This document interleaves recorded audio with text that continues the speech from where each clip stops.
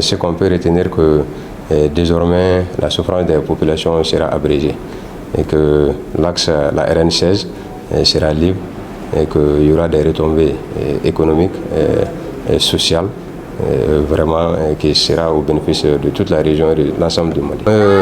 C'est en toute sérénité, je suis vraiment serein parce que je reviens d'une mission qui a été engagée en processus de médiation depuis l'année dernière pour lever le blocus imposé aux populations depuis plus de 2 ans. Et vraiment, ça a été couronné de succès. Et là, on ne peut être que serein et fier. Il faut signaler surtout aussi que le blocus a été levé sans condition. Sans condition. Quand je dis sans condition, il n'y a pas de rançon ni de trucs de ce genre. C'est tout simplement permettre l'accès aux populations abonnées, que tout le monde puisse y accéder et que les populations ne subissent pas d'exactions de la part de nos forces. C'est les 2 principales conditions. Et vu de ce point de vue, c'est la population qui sort gagnant. Donc, vous voyez ce que ça peut donner comme satisfaction à un médiateur. La guerre n'a jamais mis fin à la guerre. Et quelle que soit la guerre, on finit toujours autour d'une table. Et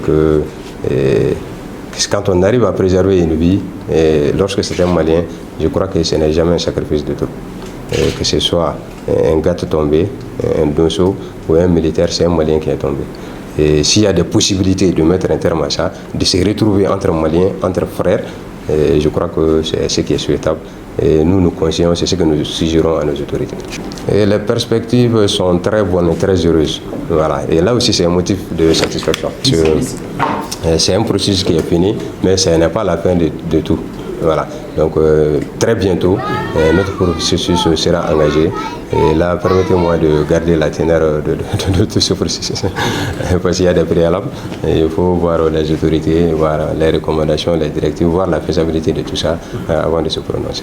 Et nous souhaiterons continuer dans la lancée pour engager davantage de succès pour le bien-être des populations suffisamment éprouvées. Et nous venons de passer un séjour là-bas qui a été des plus agréables.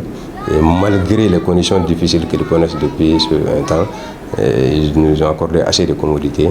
Et voilà. Maintenant, le message que j'ai à leur lancer, c'est d'être soudés, vraiment d'être unis, et voilà, de tout faire pour préserver cette paix. Et cela n'est possible que lorsqu'ils sont unis entre eux-mêmes autour de leurs autorités politiques, les autorités militaires qui sont là-bas aussi. Et je leur dis aussi, nous les rassurons qu'APDEC ne les abandonnera pas. Nous allons suivre ce processus et nous allons veiller à ce que tout ce qui a été dit ne souffre d'aucun problème, qu'aucun incident majeur ou mineur ne puisse lever cet accord.